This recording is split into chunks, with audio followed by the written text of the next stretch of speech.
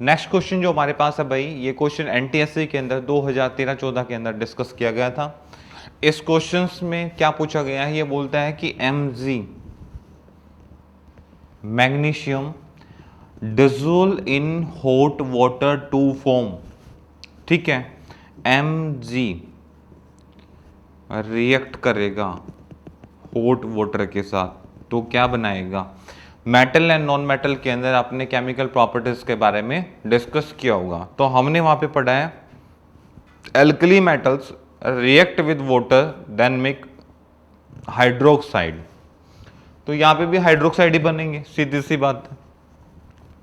तो मुझे पता है हाइड्रोक्साइड बनेंगे, तो हाइड्रोक्साइड में भाई ये फॉर्मूला तो हाइड्रोक्साइड का नहीं है, तो ये ऑप्शन नहीं हो सकता। यहाँ पे भी हाइड्रोक्साइड है, यहाँ पे भी हाइड्रोक्साइड है और यहाँ पे भी हाइड्रोक्साइड है, तो इनमें से कोई ऑप्शन हो सकता है, बी सी और डी में से कौन सा ऑप्शन होगा वो हम डिस्कस करेंगे।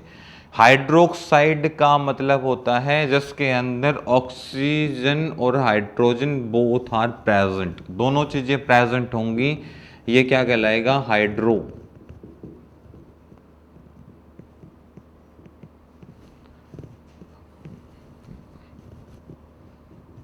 HYD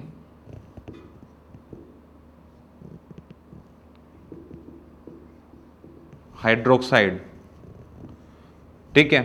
जब कोई रिएक्ट करता है OH के साथ तो हाइड्रोक्साइड बन जाता है, जब कोई रिएक्ट करता है फ्लोरीन, क्लोरीन, ब्रोमियम और आयोडीन के साथ तो ये हेलोजेंस होते हैं, यानी कि जब कोई रिएक्शन करता है हेलोजन के साथ तो क्या बनाता है, हैलाइड,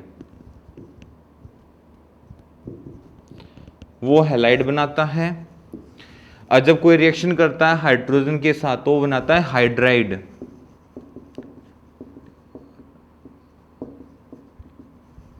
और जब कोई रिएक्शन करता है ऑक्सीजन के साथ तो बनाता है ऑक्साइड, ठीक है भाई। तो हमें ज्यादा सोचने की जरूरत नहीं है, यदि कोई रिएक्शन कर रहा है हाइड्रोक्स OH जिसके अंदर प्रेजेंट है तो बनेगा हाइड्रोक्साइड, यदि कोई रिएक्शन करेगा इनके साथ, हैलोजेंस बोलते हैं इन सभी को, ग्रुप 17 के अंदर आते हैं, तो हैलाइड बनाएगा।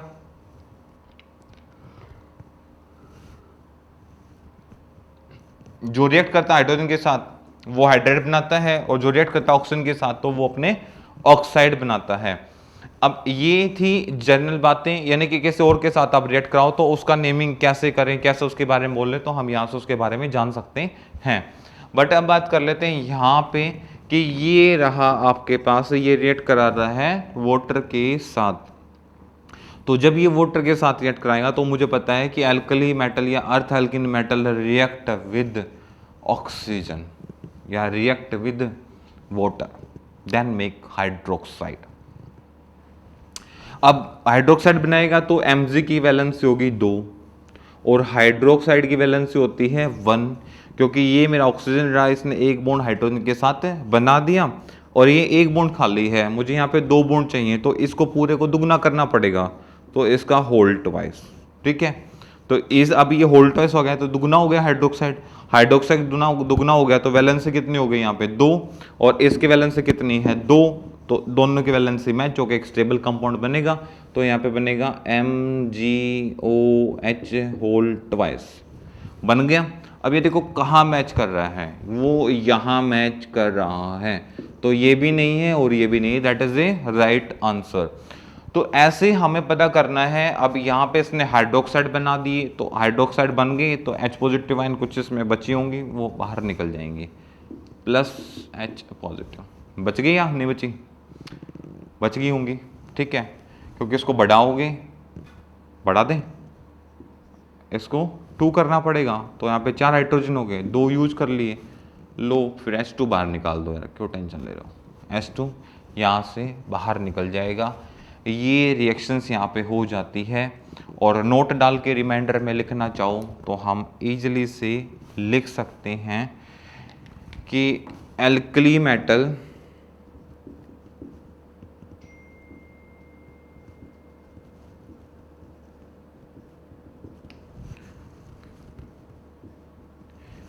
and earth alkene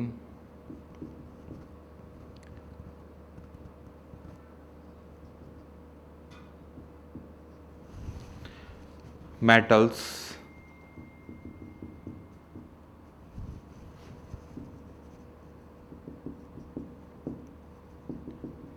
react with water then make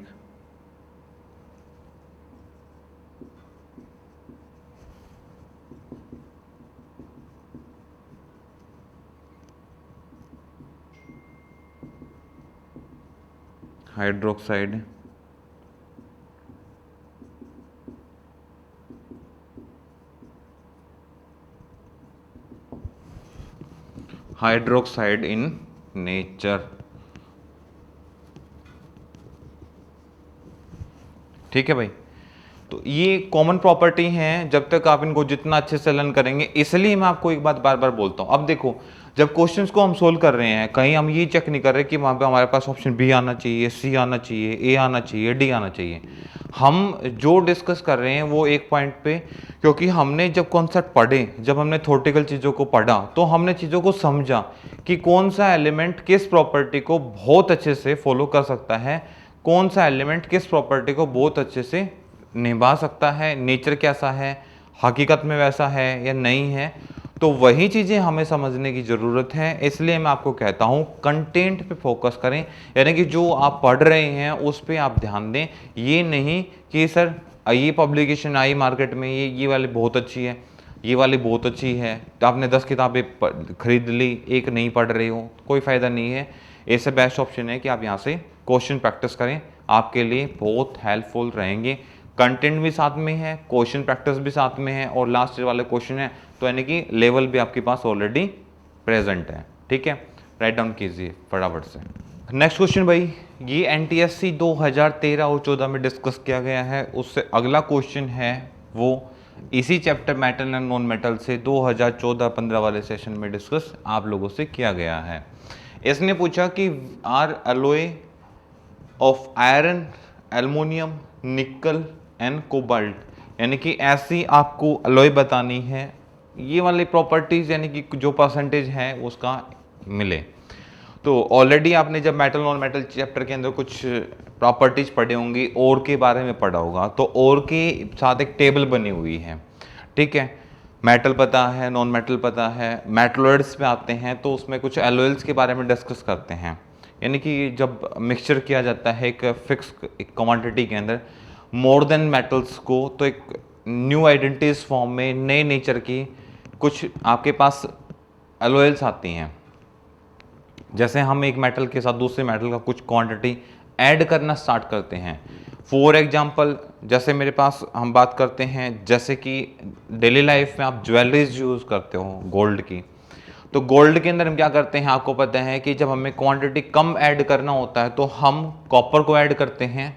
हालांकि वो अलॉय नहीं बनते, मैं अलॉयज का एग्जांपल नहीं बता रहा, मैं ये बताता हूँ कि मिक्सचर कैसे करते हैं। ठीक है, और मिक्सचर का यहाँ पे क्या रोल है। तो जब आप क्वांटिटी कम ऐड करनी होती है और हमें गोल्ड की क्वांटिटी अच्छी, ग्रेड अच्छा रखना होता है, कैरेट अच्छा रखना होता है, तो उस कंडीशन पे हम क्या करते हैं, कॉपर को ऐड करते हैं। और जब हमें अपने गोल्ड का जो कैरेट गोल्ड है, जिसको परसेंटेज है प्योरिटी की, वो गिरानी होती है, तो हम वहाँ पे एल्युमिनियम ऐड ज़्यादा करते हैं। मतलब यदि मान लो सपोज करते हैं कि मुझे 18 कैरेट गोल्ड रखना है, तो 18 कैरेट गोल्ड के का मेरा ये कहना है कि मैं वहाँ पे कॉपर को नहीं, कोस्टिंग पे इफेक्ट आ रहा है, कोस्टिंग का इफेक्ट मतलब है कि मैं वहाँ पे एल्युमिनियम को ऐड करना ज़्यादा प्रेफर करूँगा। ठीक है, दूसरा, नहीं मुझे अपना कैरेट 24 कैरेट गोल्ड 100% प्योर मान के चलते हैं, हालांकि मैं वो चीज़ें डिस्कस नहीं कर रहा अभी क्योंकि वो लेंथ हो जाएंगी। 24% कैरेट में भी 5% यानी कि उसके 100% का, यानी कि 24 कैरेट पे गोल्ड आपका 100% प्योर हुआ, तो उसमें उस 100% में 5% कार्बन ऐड है उसके अंदर। वो 5% हम जो एक्सपेंसेस लगाते हैं या पैसा देते हो, तो 5% उसके अंदर कार्बन फिर भी मिला हुआ है। आप किसी भी मेथड से आप उसकी प्रिपरेशन कर सकते हो, बट आप उससे उस 5% कार्बन को आप नहीं निकाल सकते, वो उसके अंदर इनबिल्ट है। सेकंड थिंग, तो जैसे अब क्वांटिटी मुझे मान लो गोल्ड की कैरेट है, वो मुझे 22 रखना है, 21 रखना है, 23 रखना है, तो 22.5 रखना है, जो भी आप रखना चाहो, तो उस कंडीशन पे हम क्या करते हैं, उसमें कॉपर ऐड करना स्टार्ट कर देते हैं। तो उससे हमने एक नई चीज देखी कि गोल्ड के अंदर फ्लेक्सिबिलिटी आ जाती है, मतलब उस गोल्ड को आप बेंड कर सकते हो, सीधा कर सकते हो, किसी डिफरेंट सीट में चेंज कर सकते हो, बट वो टूटता नहीं है। अदरवाइज 24 कैरेट गोल्ड को यदि मैं यूज करूं, ठीक है, बेंड करना चाहूं तो बेंड नहीं होगा, वो टूट ही जाएगा। ये उसकी प्योरिटी की एक आइडेंटिटी है। तो वही चीज मैं यहां आपसे डिस्कस कर रहा हूं। इसने आपसे बात की एलओएल्स के बारे में, ठीक है। तो यदि ब्रास की बात करूं तो ब्रास के अंदर भी आपने कुछ परसेंटेज पढ़ा होगा, डिस्कस किया होगा। यहां पे आप मुझे कमेंट सेक्शन के अंदर बताएंगे कि ब्रास के अंदर, ब्रॉन्ज के अंदर और इनके अंदर कितने कितने परसेंट कौन कौन सी मेटल होती है, ठीक है। एंड दैट इसका जो आंसर होगा दिस वन, ठीक है भाई, क्योंकि ये एक अलॉय है और इसके अंदर iron, aluminium, nickel and cobalt होता है। और ये चीजें आपको बतानी है मुझे कमेंट सेक्शन के अंदर। ये क्यों बता रहा हूं, क्योंकि आपकी बुक के अंदर इसकी एक टेबल बनी होगी लंबी चौड़ी, जिसके अंदर सबकी परसेंटेज वैल्यू लिखी हुई है कि इसमें इतना आप ये ऐड करेंगे तो आपके पास ये क्वांटिटी आएगी, इसके अंदर आप ये ऐड करेंगे तो आपके पास इस तरीके का नेचर का प्रोडक्ट होगा। इसलिए वरना यदि आपको नहीं मिलता है तो आप मुझे कमेंट सेक्शन में बताइए कि सर हमारे पास ये डाटा नहीं है, तो मैं आपको इसी वीडियो के यानी कि इसी लेक्चर के नीचे आपको एक ड्राइव में आप लोगों को एक पीडीएफ दी जाएगी जिसके अंदर ये पूरा चार्ट बना हुआ होगा। नेक्स्ट क्वेश्चन हमारे पास आता है कि विच मेटल इज द, ये आप बताएंगे क्या पूछा इसने, ऑफ, मतलब कि जो काम करती है हीमोग्लोबिन के अंदर, ठीक है। अब मैं आपसे पूछूं कि आपके अंदर कितने ग्राम खून है, कितने ग्राम का मतलब है, देखो अब पूरी बॉडी के अंदर यदि बात करते हैं 70%, तो तुम क्या बात करते हो कि सर हमारे पास मैक्सिमम हमारी पूरी बॉडी के अंदर पानी है, पर अब मैं बात कर रहा हूँ हीमोग्लोबिन की। ये कहाँ होता है, तो सर ये होता है आपके हार्ट के अंदर, एक छोटा सा पाउच होता है जिसके अंदर हीमोग्लोबिन नाम का एक साल्ट होता है। इसका जो काम रहता है वो कि पूरी बॉडी के अंदर जो है कि जो आपको रेड कलर देखने को मिलता है जो आपकी ब्लड का होता है, इसकी वजह से होता है। आपकी बॉडी के अंदर जो इफेक्ट आते हैं, जो बीमारियां होती हैं, जिन चीज़ों के अंदर आपका ब्लड प्रेशर हाई हो रहा है, लो हो रहा है, इस पे इफेक्टिव आता है, ठीक है। और ये सारी चीज़ें मतलब ये डिपेंड करता है कि आप क्या खा रहे हो, क्या पी रहे हो, कैसे रह रहे हो, आपकी हैबिट्स क्या हैं, ये डिपेंड करता है उस पे, ठीक है। तो ये कह रहा है कि विच मेटल, कौन से मेटल, अब बात करते हैं यहाँ पे आयरन, सोडियम, कॉपर, ठीक है। तो यहां पे सोडियम बिल्कुल नहीं हो सकता, मैग्नीशियम बिल्कुल नहीं हो सकता, दोनों अभी क्वेश्चन किया हमने। अल्कली मेटल्स वाटर के साथ रिएक्ट कराओगे, हाइड्रोक्साइड बनाएंगे। हाइड्रोक्साइड का मतलब है कि आपको क्या बना के देंगी, ये बेस बना के देंगी और आपकी बॉडी क्या हो जाएगी नेचर में बेसिक। तो ऑलरेडी जो ब्लड का सर्कुलेशन सिस्टम उससे इफेक्ट आएगा, दोनों नहीं हो सकती, ठीक है। और कॉपर ये भी नहीं हो सकता, कौन होगा, आयरन। आयरन वो मेटल है जो हीमोग्लोबिन को कंसिस्ट करती है, क्योंकि ये इसी पे आपकी बॉडी की नेचर, कंडक्टिविटी, काफ़ी चीज़ें हैं। कंडक्टिविटी आपकी body also good conductor of electricity है, नो डाउट, क्योंकि पॉजिटिव आयंस हैं आपकी बॉडी के अंदर और जो चार्ज होता है उसके पास नेगेटिव हैं, तो ईजिली से ट्रांसफर कर जाएगा, क्योंकि आपकी बॉडी एक डाइल्यूट सॉल्यूशन प्रोवाइड करती है और आपकी बॉडी में डाइल्यूट सॉल्यूशन होने की वजह से कंडक्टिविटी काफ़ी अच्छी होती है। कंसंट्रेटेड होता तो मैं भी थोड़ा सा मानता कि भाई टेम्परेचर इशू आके हो सकता है कि कंडक्टिविटी ना हो या कम हो, स्लो हो जाए, बट आपकी बॉडी एक डाइल्यूट कंसंट्रेशन सॉल्यूशन आपकी बॉडी के अंदर प्रेजेंट होता है। और डाइल्यूट दैट इज ऑल्सो आपको पता है आपकी इन्वर्टर वाली बैटरीज के अंदर भी क्या होता है, डाइल्यूट सॉल्यूशन होता है। तो बैटरी कितना अच्छा आपके पास रिस्पॉन्स देती है कंडक्टिविटी का, इसलिए आपकी बॉडी के अंदर भी वही डाइल्यूट सॉल्यूशन होता है और डाइल्यूट सॉल्यूशन की वजह से आपकी बॉडी अच्छे से कंडक्ट करती है इलेक्ट्रिसिटी को, ठीक है। तो ये आपकी बॉडी का मेन रोल प्ले करता है, ठीक है, राइट डाउन कीजिए। नेक्स्ट भाई जो क्वेश्चन है वो डिस्कस करना हमें, which among the following non metals is liquid room temperature. Chlorine ये गैसीय फॉर्म के अंदर होती है, दूसरा, तीसरा, चौथा। Chlorine, ब्रोमियम, mercury. अब देखो आपको क्या रहा होगा कि मरकरी लिक्विड यानी कि रूम टेम्परेचर पे लिक्विड होती है, पर मरकरी एक मेटल है। हम यहाँ पे जो बात कर रहे हैं वो नॉन मेटल्स की कर रहे हैं, क्योंकि कई बार हम एग्जाम में जब पेपर अटेम्प्ट कर रहे होते हैं तो हम काफ़ी फास्ट होते हैं, हमारे पास एक प्रॉब्लम रहती है, पैनिक होते हैं कि टाइमिंग की प्रॉब्लम है। हमें देखा कि हाँ रूम टेम्परेचर पे लिक्विड की पूछा है और इसमें मरकरी दिया हो तो दैट इज राइट आंसर। नहीं भाई, ठीक है। ये जो चीज़ें आपसे डिस्कस की जा रही हैं ये ग्रुप नंबर 17 की बात की जा रही है, जहाँ पे first element fluorine, chlorine, ब्रोमियम, iodine यहाँ बात की जा रही है, और ये रूम टेम्परेचर पे लिक्विड पाई जाती है, ठीक है। तो that is the right answer, ठीक है।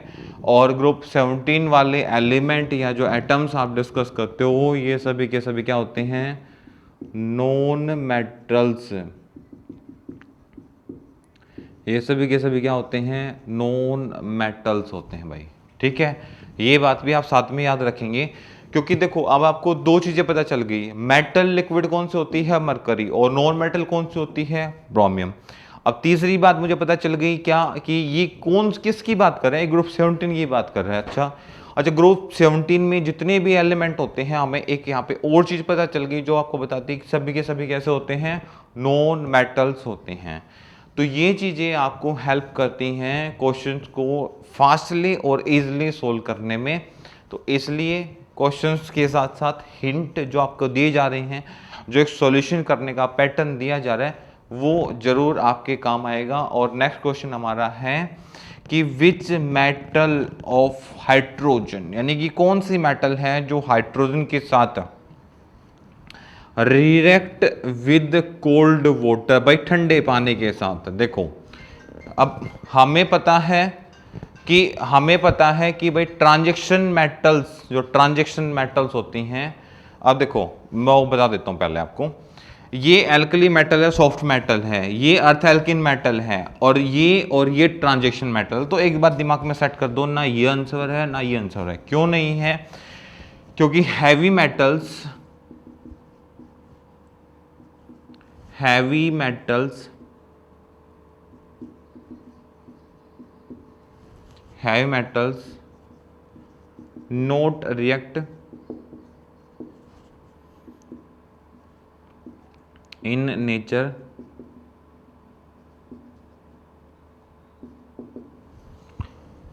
not react in nature ठीक है। अब हैवी मेटल्स कौन सी हैं, जो ग्रुप नंबर 3 से और ग्रुप नंबर 12 के बीच में आती हैं। ग्रुप नंबर 3 से और ग्रुप नंबर 12 तक, जिसको आप डी ब्लॉक एलिमेंट या एफ ब्लॉक एलिमेंट बोलते हो। नो दैट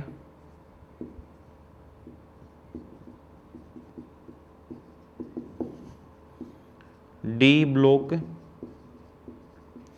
एलिमेंट्स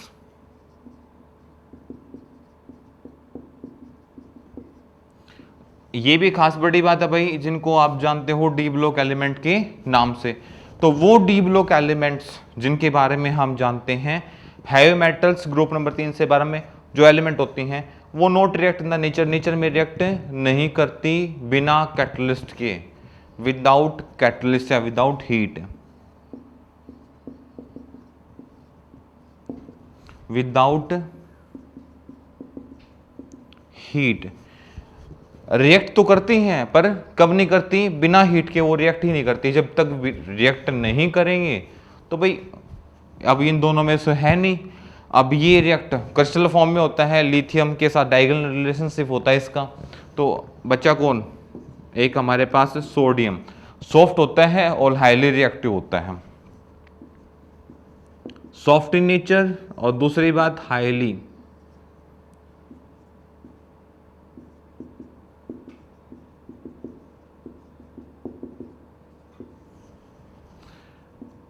रिएक्टिव इन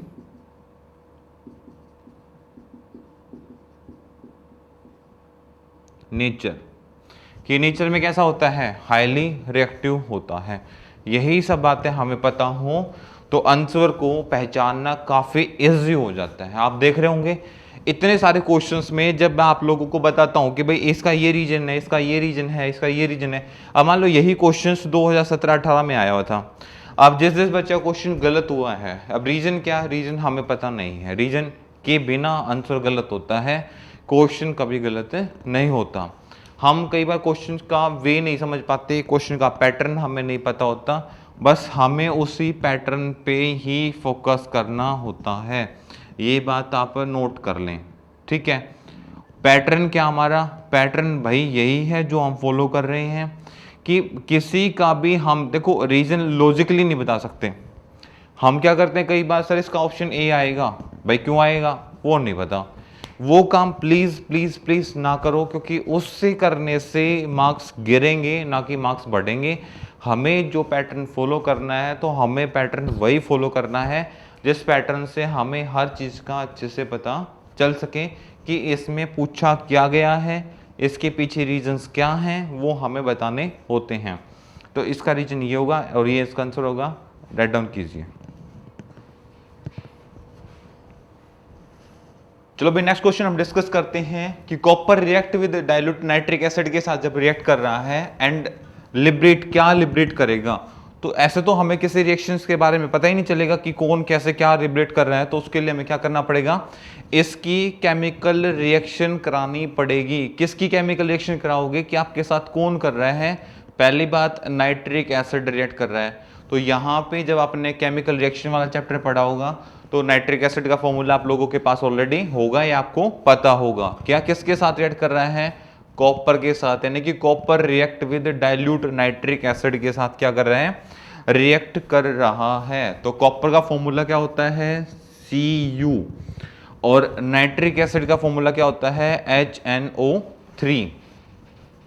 ठीक है भाई, HNO3 जब रिएक्ट करेगा तो इसके साथ रिएक्ट करेगा तो नाइट्रिक जो एसिड के साथ रिएक्ट करेगा तो क्या बनाएगा, वो नाइट्रिक ऑक्साइड बनाएगा। यानी कि आपके पास जो कॉपर है वो क्या करेगा, यहाँ पे रिएक्ट करेगा, तो कॉपर यहाँ पे कन्वर्ट होगा, यहाँ पे NO3, इसकी वैलेंसी 1 होगी और ये हो जाएगा Holt wise plus NO plus H2O।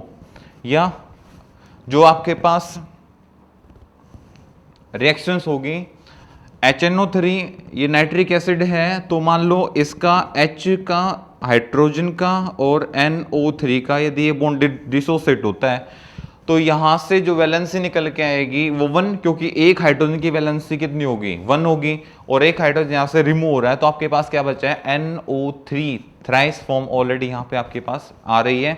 तो इसको कॉपर की वैलेंसी कितनी होगी, यहाँ पे 2 होगी, उसको बैलेंस करने के लिए हम यहाँ पे होल्ट वाइज करेंगे और उसके बाद जो यहाँ से बचेगा वो ये एंड देन ये बाहर निकल जाएगा।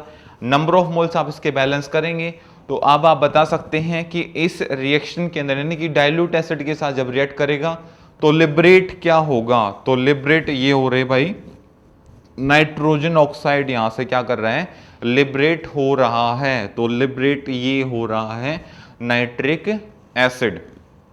अगला क्वेश्चन, मोस्ट रिएक्टिव मेटल्स कौन सी होगी। आप देखो aluminium copper, copper transaction metal है, हैवी मेटल है, लेस रिएक्टिव है, तो ये आपका ऑप्शन नहीं हो सकता। एल्युमिनियम मैग्नीशियम, अब इनमें सबसे ज्यादा रिएक्टिव आपको पता है कौन है, सोडियम। ठीक है, सोडियम, ये क्वेश्चन आपका एनटीएससी के अंदर डिस्कस किया गया था 2014 और 15 के अंदर। तो यहाँ क्या पूछा गया है कि मोस्ट रिएक्टिव मेटल्स पूछी गई हैं, तो मोस्ट रिएक्टिव कौन है, सोडियम, क्योंकि जब सोडियम को आप एटमॉस्फेयर में रखते हो तो क्या क्या हो जाता है, उसमें आग लग जाती है, यानी कि वो हाईली बर्न हो जाएगा। बर्न होने का मतलब क्या है कि उसको कहाँ रखोगे, स्टोरेज करने के लिए केरोसिन ऑयल में यानी कि मिट्टी के तेल में उसको स्टोरेज किया जाता है ताकि वो एटमॉस्फेयर में आग ना पकड़े, इस वजह से, क्योंकि वो हाईली रिएक्टिव होता है। और इन्हीं चीज को हमें क्या करना होता है, फोकस करना होता है चीजों को। जब तक आपके पास रीजन नहीं होंगे, ये क्रिस्टल फॉर्म में होगा, लेस रिएक्टिव होगा, टेम्परेचर इसके बिहेव पे रिएक्ट करेगा, इसकी property as compare to lithium जैसी फॉलो करेगा। मैं बार बार लिथियम के साथ क्यों कंपेयर कर रहा हूं, क्योंकि इसका मेल्टिंग बॉइलिंग पॉइंट हाई होगा, क्रिस्टल फॉर्म के अंदर ये प्रेजेंट होगा, इसका टेम्परेचर डिफरेंट के कंपेयर में इसकी रिएक्टिविटी स्लो होगी, और ये ड्राई सॉलिड फॉर्म के अंदर प्रोबेबिलिटी है मैक्सिमम ये पाया जाएगा। और डिफरेंट इस सेम ग्रुप के अंदर इसका मेल्टिंग बॉइलिंग पॉइंट आपको ज्यादा देखने को मिलेगा। तो इसलिए तो इसकी रिएक्टिविटी क्या होगी, कम होगी। तो ये मेरे काम का नहीं है। अगले एल्युमिनियम, एल्युमिनियम ऑलरेडी इनके कंपेयर में, क्योंकि एल्युमिनियम पी ब्लॉक का एलिमेंट है, आप इस तरफ चलेंगे तो ये ग्रुप नंबर 13 का एलिमेंट है और ग्रुप नंबर 13 के एलिमेंट हैं। तो इनके कंपेयर में ग्रुप 1 और ग्रुप 2 के एलिमेंट जो होंगे उनकी रिएक्टिविटी क्या होती है, ज्यादा इलेक्ट्रोपॉजिटिव होते हैं और इलेक्ट्रॉन को डोनेट करने की टेंडेंसी ज्यादा होती है। और जिनकी डोनेट करने टेंडेंसी ज्यादा होगी उनका बिहेव उतना ही क्या होगा, इलेक्ट्रोपॉजिटिव होगा। और alkali metal are the soft, मतलब एल्कली मेटल्स यानी कि group 1 and group 2 are the soft compare to P block element. P block के कंपेयर में जो ग्रुप 1 के एलिमेंट हैं और जो ग्रुप 2 के एलिमेंट हैं वो ज्यादा सॉफ्ट हैं, चाकू वगैरह से उन मेटल्स को काटा जा सकता है। फिर भी किसी को डाउट रहते हैं आप मुझे कमेंट सेक्शन में आप मुझसे डिस्कस कर सकते हैं। आप यहां तक रिवाइज करेंगे, फिर कंटिन्यू करते हैं नेक्स्ट क्लास के अंदर। So thank you for class. यहां तक आप ब्रेक डाउन करेंगे। हमने 2015 तक के क्वेश्चंस, 16-17 के क्वेश्चंस, 18 तक के क्वेश्चन हमने यहाँ पे डिस्कस किए हैं। So thank you for class.